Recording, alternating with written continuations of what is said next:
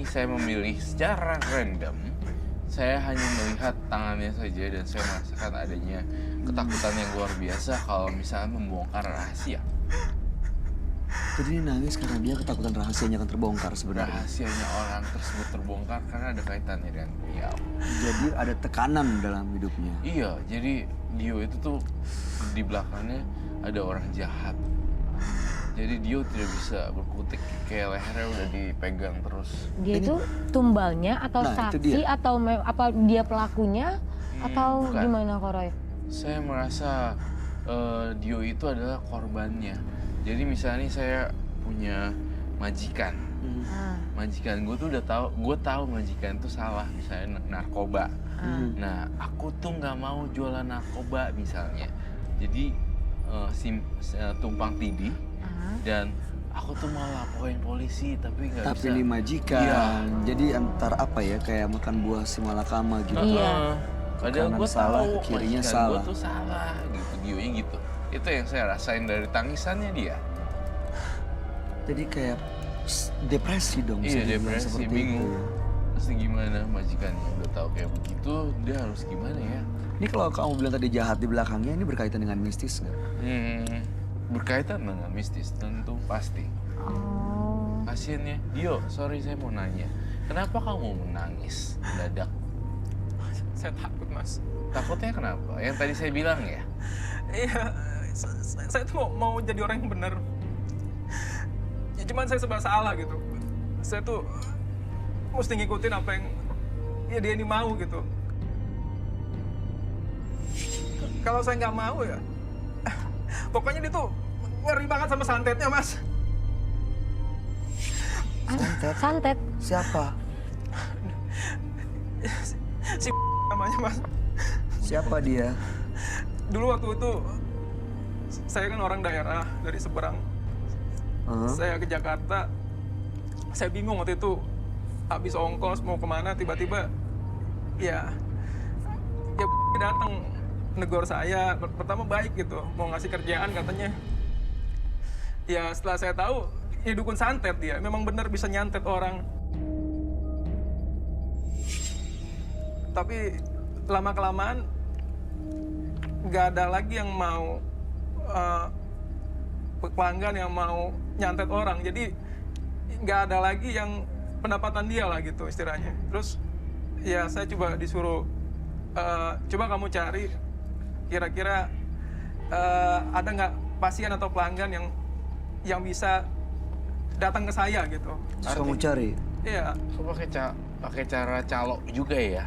Iya, saya cuma bantuin aja Ini sih, bukan calonnya jadi. calo sebenarnya, Mas. Jadi saya kayak utang budi aja karena saya tuh kayak dihidupin sama dia, makan saya, semua tempat tinggal numpang. Tapi tahu itu salah kan? Tahu, Mas, tahu saya. Kamu bantu cari pasien? Iya, tapi memang awalnya saya tuh nggak mikirin itu, nggak mikirin hal-hal yang nanti akan terjadi ke depannya gimana. Karena saya yang penting saya butuh tempat tinggal dulu datang ke Jakarta ini gitu. Memangnya apa yang terjadi, Mas? Ya akhirnya karena udah mulai sepi gitu, saya coba yang ngikutin yang dia suruh gitu. Apa memangnya yang disuruh? Ya nyari pelanggan tadi. Jadi saya coba cari dari sosmed, saya coba cari akun-akun orang yang kelihatannya Bermasalah. galau ya bermasalah. Tadi ditinggal pacar atau dia ada yang bangkrut segala macem. Oh. Ya, Terus? ya saya menawarkan diri. Saya coba kirim pesan ke inboxnya. Ya akhirnya ada yang tertarik dan lumayan banyak. Jadi saya kumpulkan, saya data dan saya suruh datang ke ini. Jadi sebelum orangnya datang, sebelum istilahnya kayak berobat gitu atau minta wejangan, ya saya ngomong dulu sama orangnya bermasalah seperti ini. Ya nggak bisa apa-apa sebenarnya, dia tuh cuma bisa nyantet ini orang aja. Dukun palsu dong. Iya, tapi untuk santet ini dia bener-bener, Mas. Tapi dia nggak bisa ngebaca Nggak bisa, orang, nggak tahu. Nggak bisa baca orang, dia nggak bisa ngeramal masa depan, dia nggak bisa pengasihan. Itu semua ya bisa dibilang kayak Itu dari Mas Dio? Ya, saya tahu dia Informasinya. memang cuma bisa nyantet aja, makanya dia nggak bisa berbuat selain santet lah istilahnya, itu aja yang dia bisa. Palsu. Iya. Dukun palsu. Terus korbannya banyak nih, pasien-pasien yang dibohongin. Ya, itu dari saya udah ratusan mungkin ya, hampir puluhan, hampir 100 ya mungkin yang dari awal saya kenal dia ini. Pasti ada perasaan penyesalan ya di diri Dio ya. Banget mas, banget mas. Beban ya. Beban banget mas. Karena tahu majikan, sebenarnya bukan majikan. Temennya ini Partner lah ya, partner. kan nggak seperti yang saya bilang ya tadi ya. Dia udah tahu itunya salah, tapi dia bingung mesti ngapain untuk keluar dari ini lingkaran setan ini. Iya, dan kalau dia keluar nanti juga dia akan kena santet juga kan? Kalau kamu lihat emang dia diancam, Roy. Iya, ada ancaman, Ancaman gimana? ketakutan. Jangan cerita-cerita ya, lu jangan bocor ya, ntar gue santet lo, kayak gitu-gitu. Terus ini di belakang dia, kamu lihat memang bersih atau ada hal-hal gaib yang ngikutin yang selama ini ganggu dia?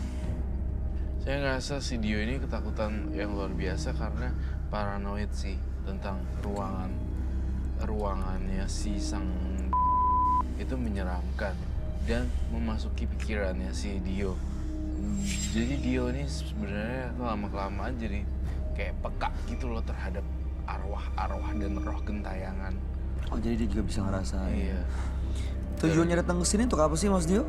Ya, saya sebenarnya ya pertama saya nggak mau lagi sama dia. Saya pengen lepas sebetulnya, nggak mau lagi saya kayak gini-gini mas, nyantet-nyantet gitu. Ataupun itu kan bohong semua, dosa mas. Saya nggak mau kayak gitu. Cuman ya karena ancaman ini dari dia, saya nggak bisa apa-apa. Apa ancamannya? Ya dibilang mau nyantet saya balik gitu maksudnya. Saya disantet, kalau saya nggak mau, saya disantet balik. Kalau nggak saya Bener kan? Logikanya. Dia takut karena ada ancaman disantet. Iya, dia tahu dia salah, tapi dia kalau bongkar dia takut disantet. Santet mati dong langsung. Makanya si Mas Dio datang ke sini buat minta bantuan sama Ko Roy gimana cara ya, penyelesaiannya. biar saya bisa lepas, biar saya nggak dimacem-macemin gitu aja sih intinya. Berarti kalau kayak gini gimana cara penyelesaiannya Ko Roy? Kalau kayak gini penyelesaiannya sebenarnya aku sih kalau jadi Dio fair-fairan untuk aku nggak bisa ikutin kamu lagi karena saya ngerasa saya sudah tidak berjodoh lagi dengan kamu. Tapi dia terancam. Iya, bisa kena santet, Roy. Karena kan Terus aku bilang gini, urusan hidup dan mati saya serahin sama yang di atas. Kalau kamu pun ingin nyantet saya terserah kamu. Tapi saya yakin hidup mati saya ada di tangan yang di atas. justru malah dihadapin gitu ya. Iya. Justru malah makin jangan takut tapi malah makin hidup mati saya bukan karena seseorang yang nentuin. Tapi kita boleh tahu nggak dari korban-korbannya si dukun palsu ini apa aja korbannya? Iya, ada yang meninggal, Mas. Ada yang meninggal. Ada yang sakit-sakitan sampai sekarang nggak sembuh-sembuh. Tapi jujur deh Mas, Masnya sendiri menikmati nggak hasil dari dukun palsu ini? Yang saya dapat nggak ada hasil sama sekali, Pak. Nggak dibayar spesial. Nggak dibayar. Dibayar cuman maksudnya ya ngasih seadanya dan saya memang nggak nuntut karena memang saya kayak utang budi gitu. Cuman ya Karena buat saya nggak ada. dihidupi sama dia ya. Iya, saya nggak punya apa-apa juga gitu, nggak ada. Dan saya nggak mau kayak gini terus. Saya mau benar gitu aja. Sampai sekarang masih jalan nih praktek ya? Masih, Mas. Masih. Pokoknya dia semua yang waktu itu saya kasih ya, pelanggan-pelanggannya dia kayak follow up dan ada yang nge-link juga yang entah ramalannya benar atau enggak, saya nggak tahu. Tapi orangnya bertambah juga gitu. Itu bukan dari saya nggak tahu lagi entah siapa.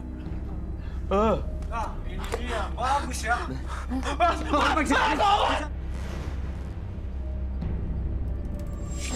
Tuh kan buat orang sini dong.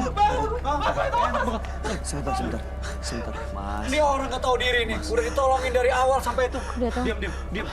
Sebentar, ini sebentar dulu. Ini Masnya siapa? Datang ke sini marah-marah. Ini siapa? Ini Mas Fahmi, Mas. Ini teman kamu. Oh ini sang dukun. Oh ini Mas Budinya. Ini ngapain? Ngapain sama Taya? Kok bisa lolos masuk sini gimana? Hah? Robos tadi. Masuk ke dalam. Kok dia bisa bener-bener tahu nggak tahu kalau dia diri di nih sini? orang. Ya udah kita aja ngobrol di sini aja kali ya, Roy ya. Ya, thank you. Boleh minta kursi nggak? Maksudnya apa coba? Hah? Tapi kayak deket-deket deh. Bukan, saya nggak mau. Saya nggak mau begini-begini. Saya mau nih orang ini